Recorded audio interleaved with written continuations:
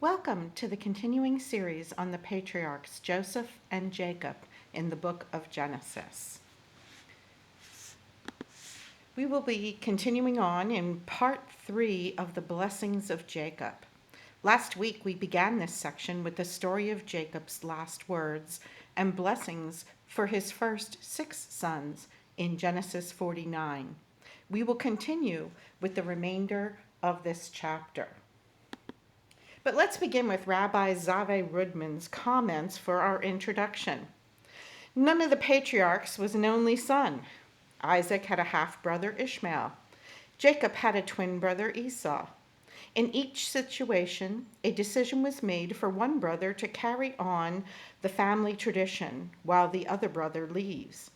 In those two situations, the choice was more or less mutual. Neither Ishmael nor Esau were as interested in promulgating the moral standards of godliness in the world. So it is not surprising that Jacob's children thought that maybe there was some kind of imperative that only one son can continue on in the banner of Judaism. Yet this family was different than the previous 2 generations. Jacob had managed to raise all his children to feel the privilege of continuing the family ideals. They were willing to stand apart from the rest of the world and be part of this groundbreaking spiritual movement. In other words, none of them wanted to join Uncle Esau. Jacob was certain that they would view any individual gift as ultimately a benefit for the entire family and community.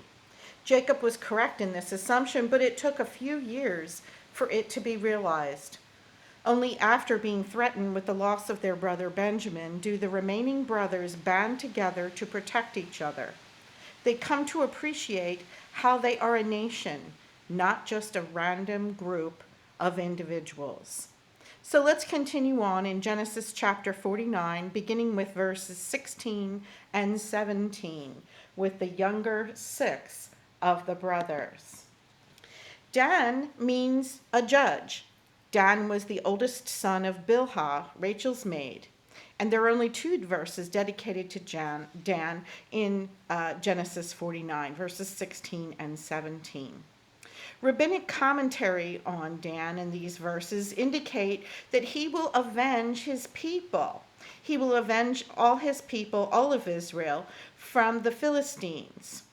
And the Targum believes that this points to the judge Samson, who was from this tribe.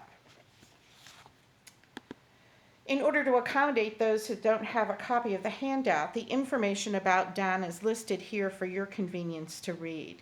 Please pause and restart the video as you need to digest this information. Scholars commentate that the tribe of Dan was giving the blessing to judge, but at some point in their history chose treachery and idolatry. Do you view the task of judging as a blessing? When can judging be turned into treachery or vengeance? And what might have to do with idolatry today? When do we turn to treachery or vengeance? What idols are we turning to? These are a few questions we'll deal with in our Zoom meeting. If you can, please stop the presentation and jot down some of your thoughts right now.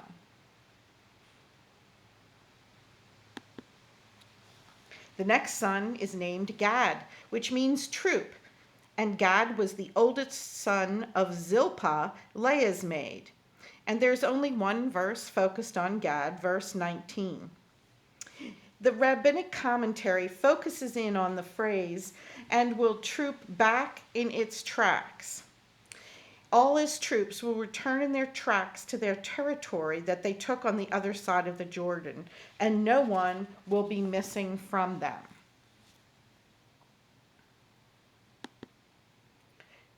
Once again, here's the information from the handout about Gad for your convenience.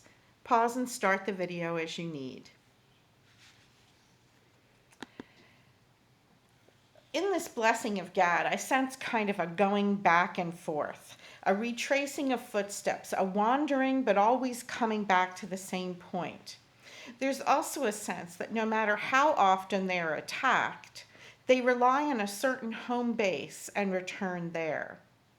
When we wander from our home or our faith standards, do we trace our steps back home?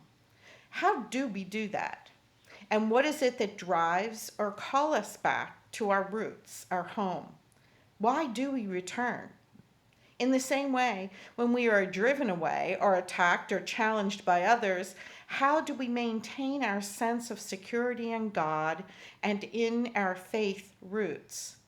I take heart in the verse that blesses Gad, which says that no one will be missing from them. Why don't you take a moment and jot down a few of your thoughts about these questions? And once again, we'll address them in our Zoom get-together. The next son, Asher, means happy. Asher was the second and youngest son of Zilpah, Leah's maid. And there's only one verse on Asher, verse 20. The rabbinic commentary focuses on the rich food aspect of this verse. The food from Asher's territory will be rich, for there will be many olive trees in his territory, so that the oil will flow like a fountain. There's an ancient story in the Midrash I thought I'd share with you. The people of Laodicea once needed oil, so they appointed themselves a Gentile messenger, according to Rashi, or a Gentile official. And they said to him, "Go and bring us oil worth 1,000,000 coins." And the messenger went to Jerusalem, where they told him, "Go to Tyre." So the messenger went to Tyre, where they told him, "Go to Giscala, a town in the territory of Asher." And the messenger went to Giscala, where they told him, "Go to so-and-so, to that field." And he went to that field, and he found a man breaking up the earth.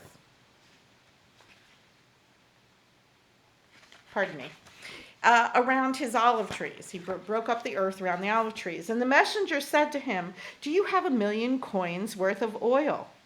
And the man replied, "Well, yes, but wait for me to finish until I finish my work."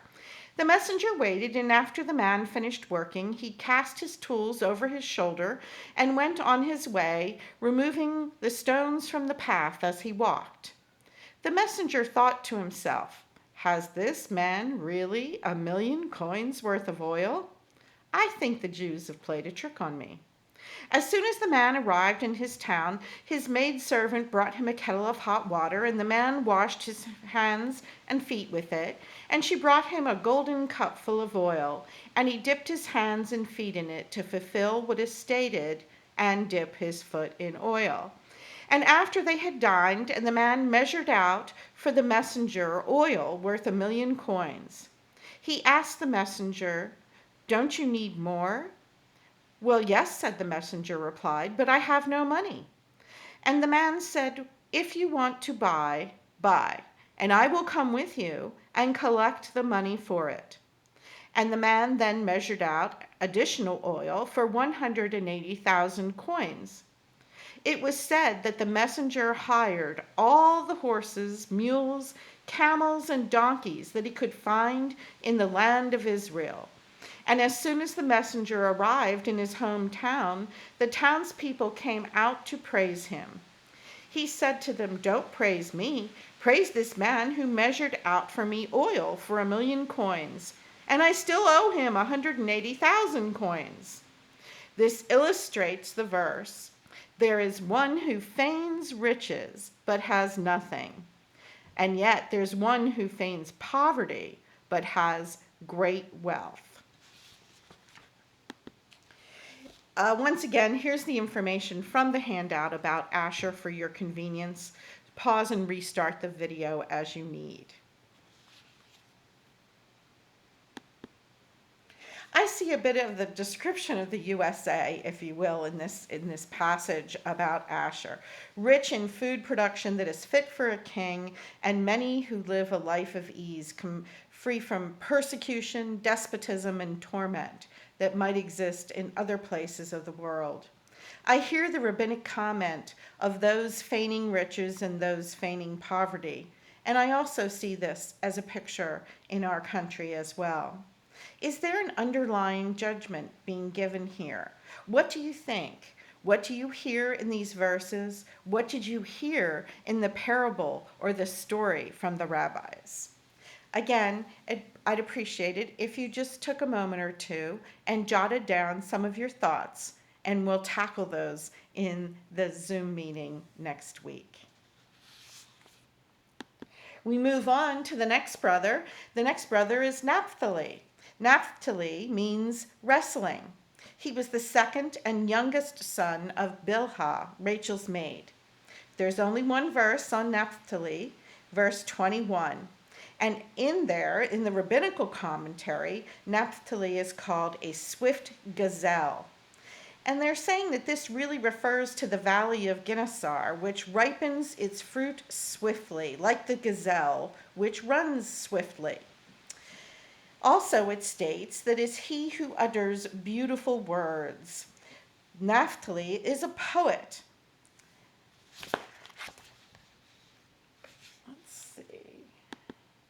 Here's the handout information for Naphtali for your convenience. Pause and start the video as you need. There are two thoughts that came to mind about the verse on Naphtali: freedom and having progeny. The information from the rabbinical sources yielded thoughts of swiftly and branching out, but yet his name means wrestling.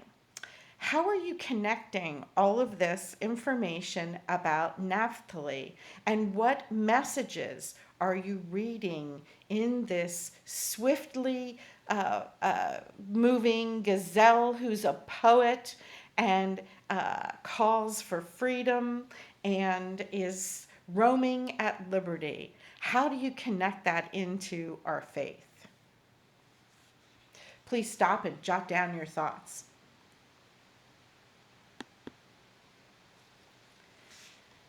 The verses dedicated to Joseph's blessing are Genesis 49, verses 22 through 26. Joseph means Jehovah has added. Joseph was the first son of Rachel and the favorite son of Jacob. There are 19 statements in 5 verses for Joseph, and most of them, more material is written about Joseph than any of the sons. Rabbinic commentary on Joseph is very different from what seems to be noticeable. They interpret that Joseph is not a fruitful bough. He says that he's a charming son, is Joseph. Charming, as in the eye that beholds him is attracted to him. They even go so far as that the women that stride alongside him are those that view him. The women of Egypt strode out on the wall to gaze on his beauty. Of the woman, each one would strode out so they could get a glimpse of him for the purpose of looking at him. So instead of a fruitful bough by a spring and his branches run over the wall, they're talking about his good looks, according to the rabbis. The second thing that the rabbis focus on are verse 26, where it says, your father's blessings shall be added to the blessings that my father's blessed me. And they interpret that a little bit differently than the translation in our NRSV. The next 2 slides have information from the handout about Joseph, again for your convenience. They're a little small, I apologize, but stop and take time to read this information as you are interested, and make some notes with some questions if you have any.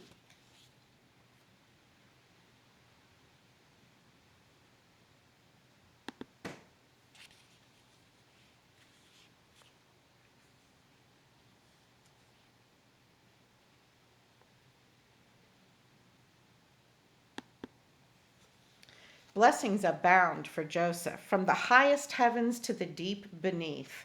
Blessings for children and for prosperity. Jacob refers to God by multiple names in this passage because he wants to make it clear who is the source of all blessings. Despite having many attackers in his life, Joseph still had bounteous blessings on his head and rose to be set apart from his brothers. Jacob is claiming that his blessings are even more gracious and magnanimous than his father's blessings to him. I wonder, is there a word of caution in this blessing? What is missing in this blessing?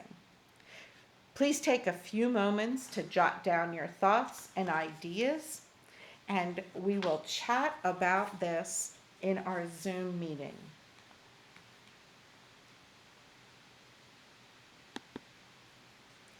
At last, we finally come to the youngest son, Benjamin, which means son of the right hand.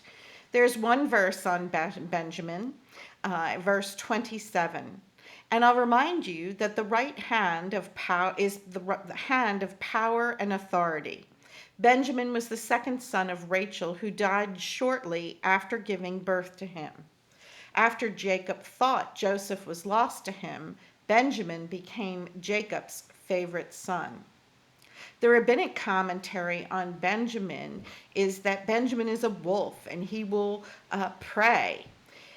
Jacob prophesied that they were destined to be grabbers, and you shall grab for yourself, each man his wife. And if we look at Judges 21 and the episode of the concubine who happened to be in Gilboa, he also prophesied about Saul, that he would be victorious over his enemies all around. And Saul took the kingdom. He waged war against Moab and the children of Ammon and against Edom, and he caused them to tremble. So these are examples of how the tribe of Benjamin ultimately becomes the wolf. And then in the evening, he will divide the spoil. And the sun will set for Israel through Nebuchadnezzar, who will exile the Benjamites along with the Judahites all to Babylon. And he, Benjamin, will divide the spoil. Mordecai and Esther, who were of the tribe of Benjamin, divide the spoils of Haman in Esther chapter 8. So the holy things of the temple and all those kinds of things. So it's interesting how the rabbinic commentary relates various folks who were of the tribe of Benjamin back to this particular blessing, if it will. Benjamin's handout information is here for you in this slide. And please start and pause and restart the video as you need.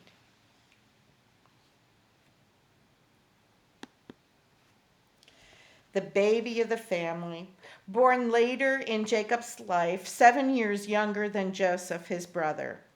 I get the grabber visual.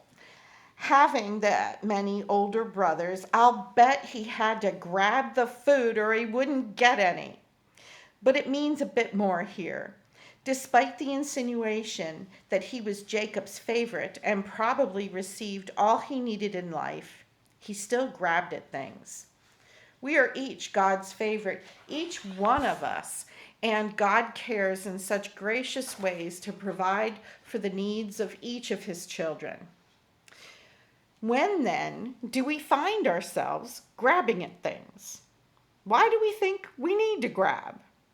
Do we grab for a spiritual connection to God or for ourselves? Let's chit-chat a little bit of that when we get into our Zoom meeting. Why don't you write down a few thoughts and tell me what you think. In Genesis 49:28, it says, "All these are the 12 tribes of Israel, and this is what their father said to them when he blessed them, blessing each one of them with a suitable blessing." Moshe Wanevsky, in his article, Escapism and Devotion from Chabad.org, notes that Jacob in his blessings, compares some of the tribes to wild beasts, for example, Judah to a lion and Benjamin to a wolf, and others to domestic animals, for example, Issachar to a donkey and Joseph to an ox. The tribes compared to wild animals are characterized by a passionate love for God and a yearning to escape material existence to cleave to Him. The tribes compared to domestic animals, whose nature is to dutifully accept the work given to them, are characterized by submission to the task of revealing godliness within material existence. Jacob concludes by blessing all the tribes with the characteristics unique to each tribe individually. Thus, although each tribe preserves its particular emphasis on the Jewish people's divine mission, it also can and should incorporate the other tribes' paths within its own. Therefore, we all embody these two ways of relating to the world, both yearning to transcend it and working to refine it. We'll talk about this quote as well.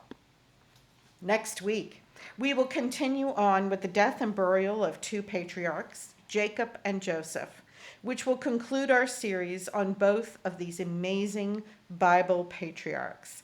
I hope that you'll be able to join us.